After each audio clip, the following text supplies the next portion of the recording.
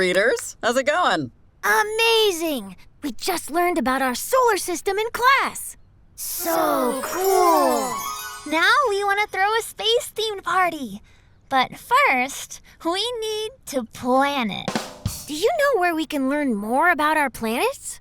Of course. There's a lot of information here in the library. Scientists have been looking up and learning about the planets for a long time. Yeah, all 9 of them. I thought it was 8 planets. Wait, how many planets are there, Ms. Lisa? Rather than tell you, I've got an idea. How about you two split up and both look for the answer to that question? Like a race. To see who can find the answer first?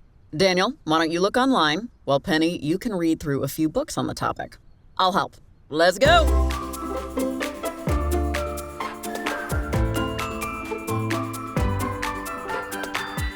Hey, you're back! So, what did you learn, Penny?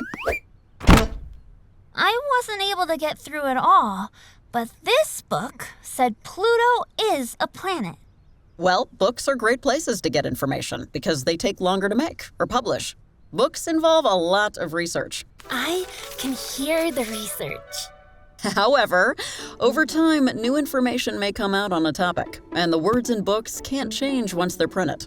So, what did you find, Daniel? So much!